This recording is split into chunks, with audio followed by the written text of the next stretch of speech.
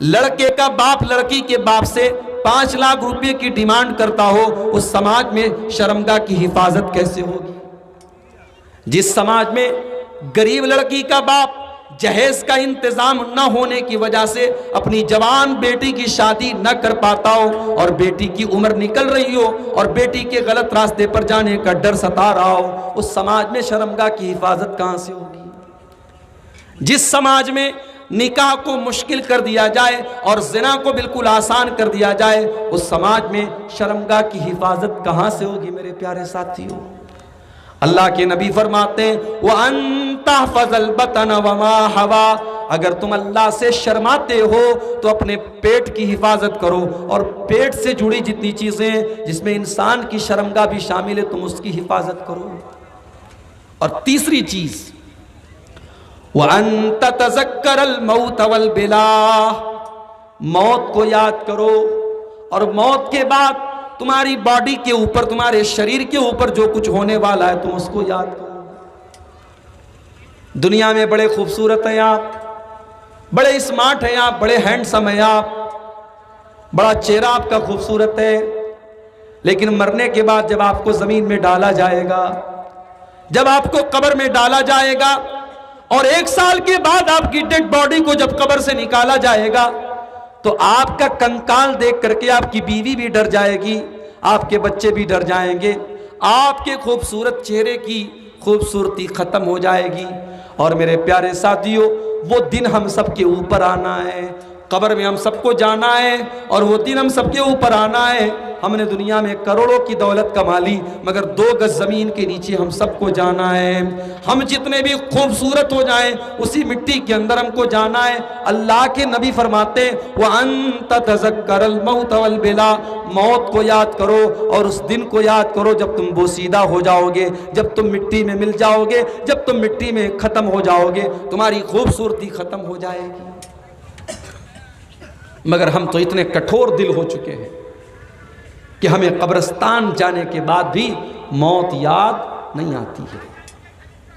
कब्रिस्तान में खड़े होकर के भी हम मोबाइल से बातें करते हैं, कब्रिस्तान में खड़े होकर के भी हम हंसी मजाक करते हैं, हमें कब्रिस्तान में भी मौत याद नहीं आती। मेरे प्यारे साथियों, अल्लाह के नबी फरमाते हैं अक्सिरू ज़िक्र मिन लज़्ज़ात, ओ मेरी उम्मत के लोगों, लज्जतों को तोड़ देने वाली चीज मौत को ज्यादा से ज्यादा याद किया करो, मौत को ज्यादा से ज्यादा याद किया करो। और एक हदीस में अल्लाह के नबी कहते हैं कि कब्रिस्तान जाया करो, कब्रिस्तान की जियारत किया करो, फ़इन्नहा तुज़क्किरुकुमुल आखिरा, इसलिए कि कब्रिस्तान जाने से तुम्हें मौत की याद आएगी, कब्रिस्तान जाने से मौत याद आएगी। अल्लाह के नबी फरमा रहे हैं ये 3 काम जो कर ले समझ लो वो अल्लाह से शर्माता है, और जो अल्लाह से शर्माएगा अल्लाह उसको जन्नत में दाखिल करेगा। तो गुनाहों से अगर मेरे भाइयों हम और आप बचना चाहते हैं तो हमें और आपको अल्लाह से शर्माना होगा।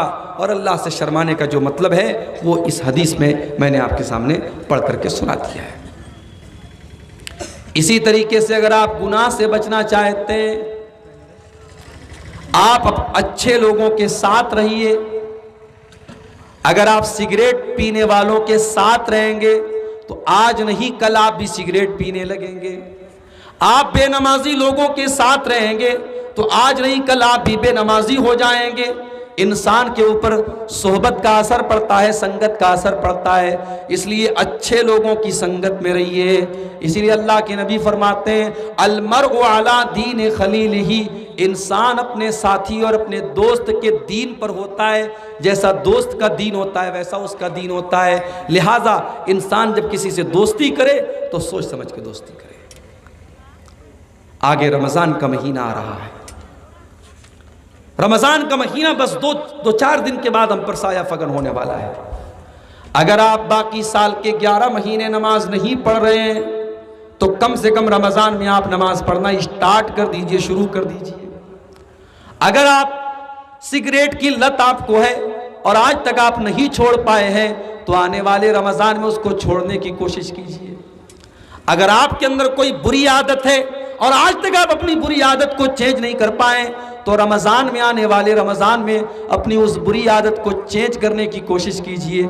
इसलिए कि अल्लाह के नबी फरमाते हैं इज़ा कानत अव्वलु लैलतिन मिन रमज़ान, जब रमज़ान की पहली रात आती है आसमान के दरवाजे खोल दिए जाते हैं और जहन्नम के दरवाजे बंद कर दिए जाते हैं और आसमान से पुकारने वाला पुकारता है और कहता है या बागियल खैरी अक़बिल, ऐ नेकी का काम करने वाले तू आगे बढ़ और ऐ गुनाह का काम करने वाले तू पीछे हट जा। उस महीने का मेरे भाइयों हम और आप सही इस्तेमाल करें। रमज़ान को हम अपनी ज़िंदगी में चेंजिंग का और परिवर्तन का महीना बना लें। ये चंद बातें थी गुनाह के साइड इफ़ेक्ट के ताल्लुक़ से और गुनाहों से बचने के तौर तरीक़ों के ताल्लुक़ से। हम अल्लाह से दुआ करते हैं रब्बुल आलमीन तो हमें गुनाहों से बचने की तौफ़ीक़ अता फ़रमा, हमें तो सच्ची तौबा करने की तौफ़ीक़ अता फ़रमा। रब्बुल आलमीन आने वाले रमज़ान में हमें तो तौफ़ीक़ दे कि हम जो गुनाह के काम करते हैं हम उनको छोड़ करके तुझे राज़ी करने वाले काम करें। हम में से जो बीमार हैं अल्लाह उनको शिफ़ाए कामिल आजिल अता फ़रमा, जो रोज़ी रोटी से परेशान हैं अय अल्लाह तो उनके कारोबार में बरकत नसीब फ़रमा। अय अल्लाह तो हमें हमारे मुल्क की भी हिफाजत फ़रमा, हमारे मुल्क को तो ज़ालिमों के जुल्म से और शरीरों के शर से उनको बचा करके रख। अय अल्लाह जो हम में से बेनमाजी हैं तो उनको नमाजी बना दे। अय अल्लाह जो रोज़ी रोटी से परेशान है अल्लाह